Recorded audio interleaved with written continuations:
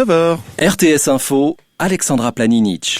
La France lance dès ce matin une campagne massive de dépistage du coronavirus à la veille du déconfinement de ses citoyens. Objectif de ces tests à grande échelle, enrayer l'épidémie avant les fêtes de fin d'année. Frédéric Saïs. À 10 jours des retrouvailles pour Noël, les scientifiques redoutent que des malades qui s'ignorent ne contaminent leurs proches. Alors les autorités françaises mettent en place des mesures. En Corse, il faudra présenter une attestation de test Covid négatif pour pouvoir pénétrer sur l'île entre le 19 décembre et le 8 janvier.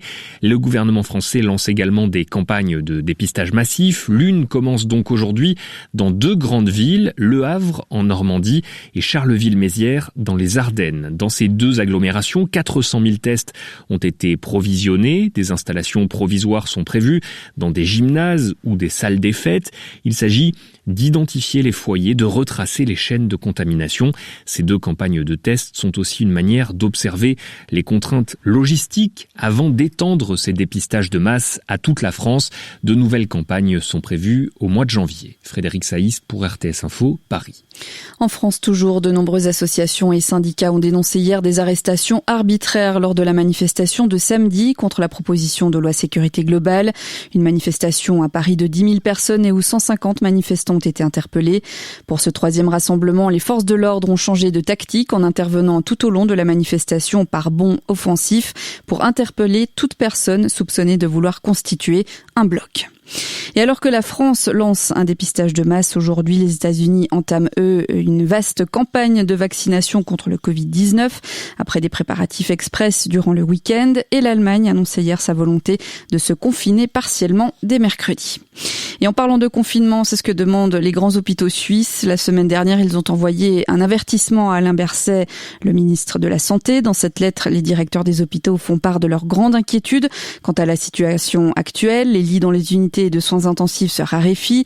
Le personnel infirmier a atteint son point de rupture. Un appel qu'Alain Berset a pris très au sérieux hier soir. Vous rêviez d'un Noël impossible du coup au bord de la mer, et les pistes de ski au vu du contexte sanitaire ne vous séduisent pas forcément, mais peut-être allez-vous opter pour le ski de randonnée, une pratique qui risque de connaître un vrai boom cet hiver. Les amateurs de neige sont ainsi nombreux à adopter la peau de phoque, comme en témoignent les ventes et locations de matériel, sans toujours connaître les risques du hors-piste, ce qui inquiète les professionnels du milieu. Julie Rosis. 2 skieurs ont porté la semaine dernière à Crans-Montana et à Saas-Fee hors des pistes. C'est beaucoup, si tôt dans l'hiver, selon le secrétaire de l'association valaisanne des guides de montagne, Samuel Schubbar. En cause, selon lui, les conditions d'enneigement, mais aussi le boom indéniable du ski de randonnée. Un phénomène déjà observé en mars et avril avec le confinement et la fermeture des stations. On avait vu certains itinéraires pris d'assaut. Les secours en montagne se tiennent prêts à y faire face à nouveau.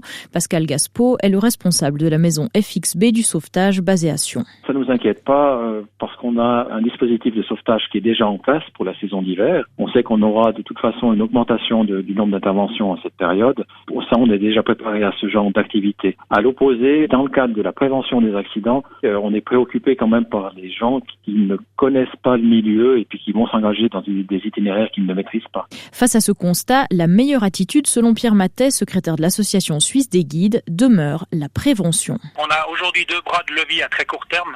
C'est transmettre des messages de prévention, dire aux gens qui sont novices en fait de se faire accompagner par un guide de montagne.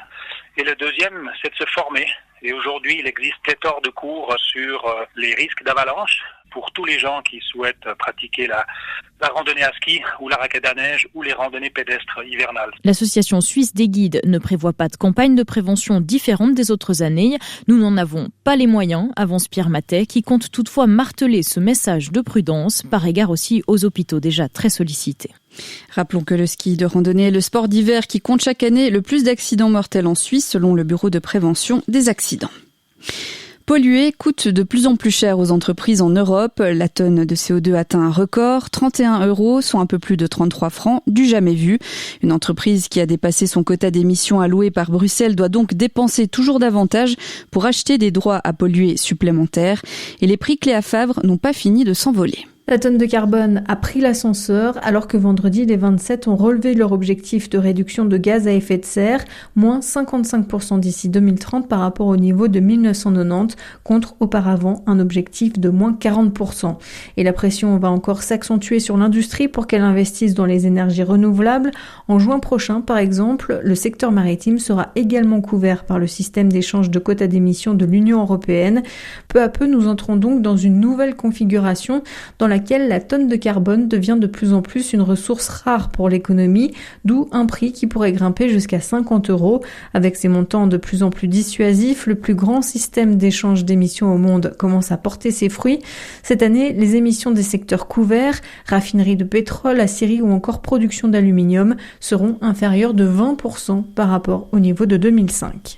Et un mot sur la météo en ce début de semaine. Des bancs de brouillard ce matin sur le plateau avec une limite supérieure vers 700 mètres, se dissipant en grande partie cet après-midi. Au-dessus et ailleurs en partie ensoleillé, voire même assez ensoleillé dans les Alpes. Arrivée de précipitations la nuit prochaine. En plaine, il fera maximum 8 degrés et du feu soufflera aujourd'hui dans les vallées alpines. Et demain, il faudra s'attendre à des précipitations, surtout en seconde partie de journée. La météo